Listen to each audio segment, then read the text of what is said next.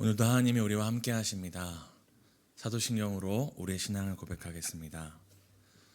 전능하사 천지를 만드신 하나님 아버지를 내가 믿사오며 그 외아들 우리 주 예수 그리스도를 믿사오니 이는 성령으로 잉태하사 동정녀 마리아에게 낳으시고 본디오 빌라도에게 고난을 받으사 십자가에 못 박혀 죽으시고 장사한 지 사흘 만에 죽은 자 가운데서 다시 살아나시며 하늘에 올사 전능하신 하나님 우편에 앉아 계시다가 저리로서 산자와 죽은 자를 심판하러 오시리라. 성령을 믿사오며 거룩한 공예와 성도가 서로 교통하는 것과 죄를 사하여 주시는 것과 몸이 다시 사는 것과 영원히 사는 것을 믿사옵나이다. 아멘. 찬송가 539장입니다.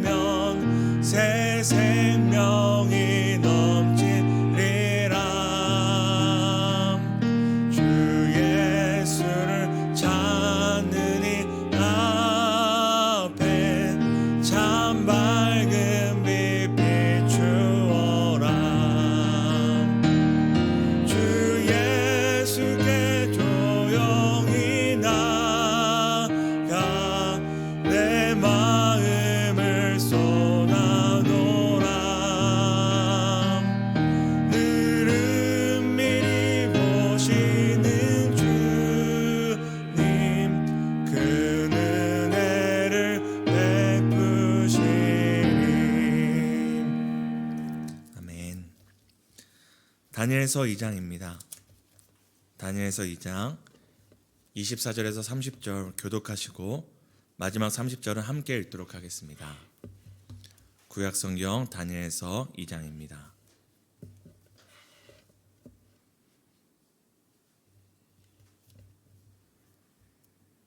제가 먼저 읽겠습니다.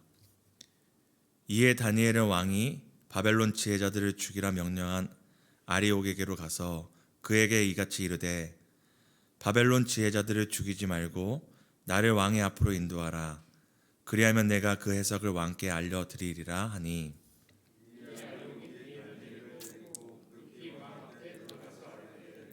내가 사로잡혀온 유다 자손 중에서 한 사람을 찾아내었나이다. 그가 그 해석을 왕께 알려드리리라 하니라. 왕이 대답하여 벨드사살이라 이름한 다니엘에게 이르되 내가 꾼 꿈과 그 해석을 내가 능히 내게 알게 하겠느냐 하니 다니엘이 왕 앞에 대답하여 이르되 왕이 물을 준바 은밀한 것은 지혜자나 술객이나 박수나 점쟁이나 보일 수 없으되 오직 은밀한 것을 나타내실 이는 하늘에 계신 하나님이시라. 그가 느부갓네살 왕에게 후일에 된 일을 알게 하셨나이다. 왕의 꿈은 곧 왕이 침상에서 머릿속으로 받은 환상은 이러하니이다. 은밀한 것을 나타내신 네가 장래일을 왕에게 알게 하셨어. 내게 은밀한 것을 나타내심은 함께 읽겠습니다. 내게 이 은밀한 것을 나타내심은 내 지혜가 모든 사람보다 낫기 때문이 아니라 오직 그 해석을 왕에게 알려서 왕이 마음으로 생각하던 것을 왕에게 알려주려 하심이니이다. 아멘. 말씀과 기도로 하루를 또 한 주를 또 시작하시고 마무리하신 성도 여러분 환영하고 축복합니다. 하나님께서는 우리와 늘 함께 하시며 쉬지도 졸지도 않으시며 우리의 길을 인도하십니다. 그럼에도 우리가 믿음을 따라 살아갈 때 종종 낙심하게 되는 이유가 무엇일까요? 바로 하나님이 보이지 않기 때문입니다. 단순히 하나님만 보이지 않는 것이 아니라 하나님이 날 위해 일하시는 것이 보이지 않기 때문입니다. 더 상심되는 이유는 다른 성도의 삶을 보면은 또 고백들을 보면은 너무나 확실하게 일하시고 계시고 함께 하심이 잘 나타나시는 것 같는데 유독 내 삶 가운데 함께 하심도 일하심도 보이지 않을 때, 느껴지지 않을 때, 그럴 때 더 큰 상실과 회의감이 들 때가 있습니다. 그때 하나님은 과연 어디에 계신 것이고 또 무엇 때문에 내 삶에 그리 무관심하신 것일까요? 오늘 본문의 상황은 다니엘과 그 친구들 그리고 뿐만 아니라 지혜자들이 죽기 일보 직전의 상황입니다. 사랑하는 성도님들, 목에 칼이 들어와 보신 적은 없으시겠지만 오늘 다니엘서에 나오는 다니엘과 친구들은 정말 목에 칼이 들어온 상황이었습니다. 어느 날 유별난 꿈을 꾼 느부갓네살 왕이 바벨론의 이 지혜자들로 명명하는 박수와 술객과 점쟁이와 갈대아 술사들에게 명령을 내려서 단순히 꿈의 석이 아니라 내가 꾼 꿈을 이제 맞추라고까지 이야기를 한 상황입니다. 수많은 바벨론의 대표적인 지혜자들이 그 일을 해내지 못하자 다니엘서 2장 12절 13절에 느부갓네살 왕은 다 죽여버리라고 명령을 합니다. 이제 그런 상황에 이제 칼이 다니엘과 그 친구들의 목전에도 들어온 것입니다. 어제 새벽에 살폈듯이 죽음의 목전 앞에서 다니엘과 친구들이 한 첫 번째 행동은 도망치는 것이 아니라 함께 기도하는 것이었습니다. 함께 기도했더니 눈으로 볼 수 없고 귀로 들을 수 없고 사람의 마음으로 스스로 깨달을 수 없는 것을 깨닫게 됩니다. 그것이 바로 무엇이냐? 은밀한 중에 일하고 계시는 하나님을 깨닫게 된 것입니다. 다니엘은 왕의 명령을 받아 지혜자를 죽이려는 이 근위대장 아리옥에게 가서 지혜자들을 죽이지 말고 자신을 왕 앞으로 인도하라고 요청하는 것이 오늘 읽었던 본문의 시작입니다. 그리고 오늘 읽었던 27절 28절에는 이렇게 왕에게 당당하게 말합니다. 다니엘이 왕 앞에 대답하여 이르되 왕이 물으신 바 은밀한 것은 지혜자나 술객이나 박수나 점쟁이가 능히 왕께 보일 수 없으되 오직 은밀한 것을 나타내실 이는 하늘에 계신 하나님이시라 라고 이렇게 당당하게 얘기합니다.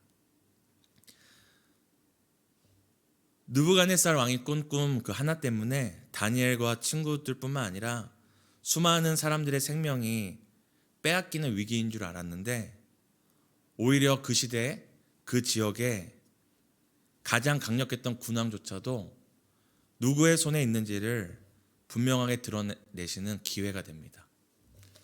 우리 성경에 나왔던 것처럼 자기가 꿈꿨잖아요.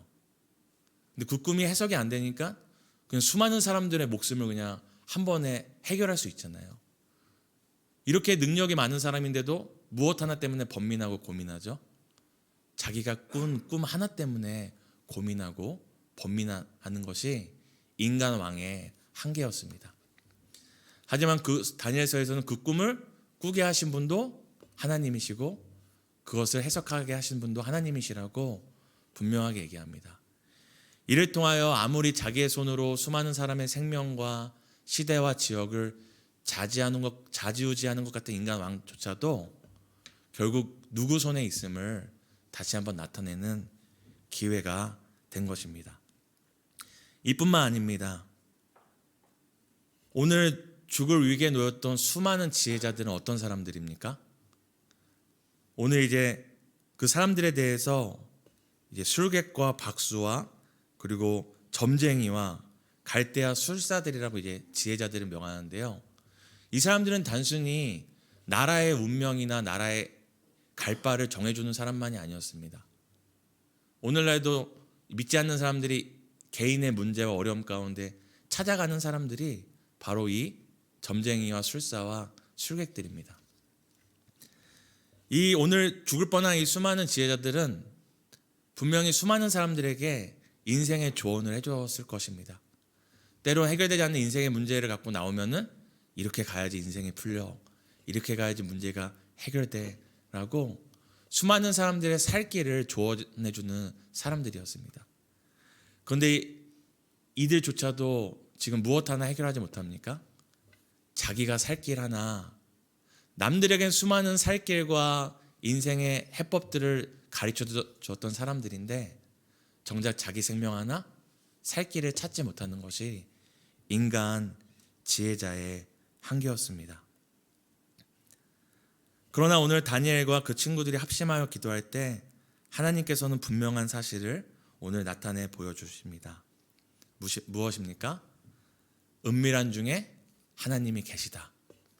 인간 왕이 아무리 난리치고 지혜자들이 사람들과 그 시대의 갈 바를 아무리 이렇게 입으로 떠든다 할지라도 진정한 왕은 누구시고 진정한 통치자는 누구시고 진정한 지혜자는 누구시냐?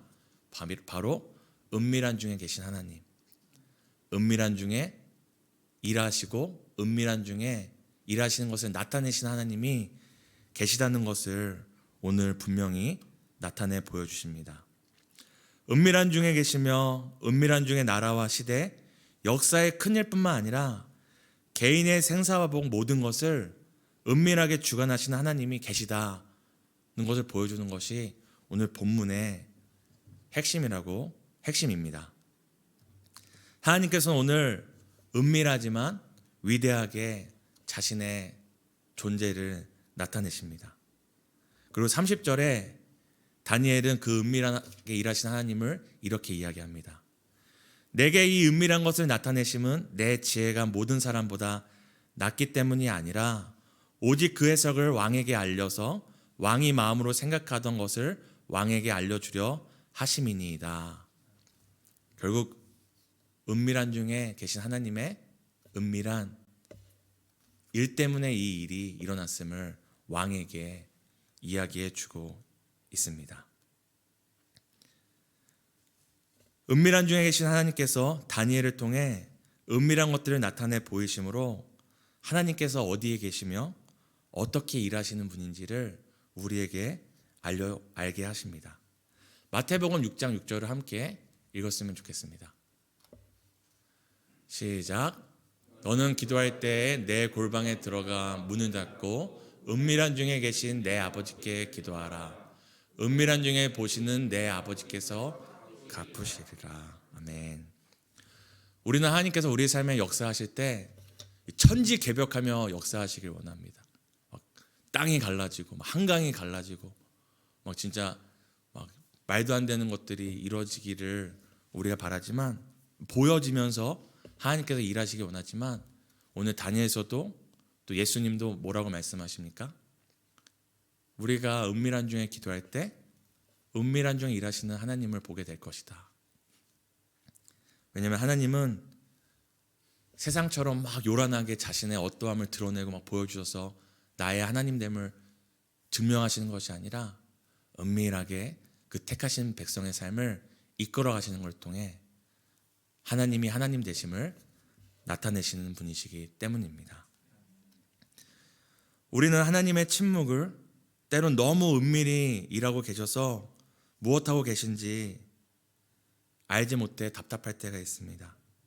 그래서 우리가 알지 못하기에, 우리가 느끼지 못하기에, 우리가 보지 못하기에 우리의 무지를 핑계 삼아 하나님을 의심하거나 원망할 때가 있습니다. 하지만 오늘 다니엘서와 예수님의 말씀을 통해 우리는 은밀한 중에 계시는 하나님의 침묵과 고요함은 하나님이 우리를 버린 증거가 아니라 하나님께서 우리를 위해 일하시고 또한 큰 역사를 이루실 역사의 서곡임을 우리는 기억해야 합니다. 폭풍전야라는 말이 있죠. 우리의 인생이 하나님의 그 침묵과 은밀함이 짙게 느껴질수록 이제 곧 우리를 위해 큰 역사를 이루시겠구나 기억하시길 바랍니다. 바다가 고요해도 바다는 멈추지 않고 흐르고 있고, 지구가 고요해도 지금도 지구는 쉬지 않고 끊임없이 돌고 있듯이 은밀함 가운데, 고요함 가운데 그 택하신 백성을 위해 하나님은 쉬지도 졸지도 않으시고 큰 일을 행하심을 믿습니다. 오늘도 하나님은 우리를 위해 은밀한 중에 일하심을 믿습니다. 아멘. 우리 이렇게 기도했으면 좋겠습니다. 은밀한 중에 계시며 은밀한 중에 일하시는 하나님을 바라보게 해달라고, 그리고 은밀한 중에 나를 위해 일하시는 하나님을 신뢰하며 오늘도 묵묵히 걸어가는 하루 되게 해달라고. 또 내만집 11월 5일 토요일 기도는 우리 유아유치부를 위한 기도입니다. 우리 유아유치부 자녀들이 말씀을 통해 주님을 알게 하시고 주님 닮은 인격의 뿌리가 건강하게 내릴 수 있도록 도와달라고 우리 시 함께 기도하시겠습니다.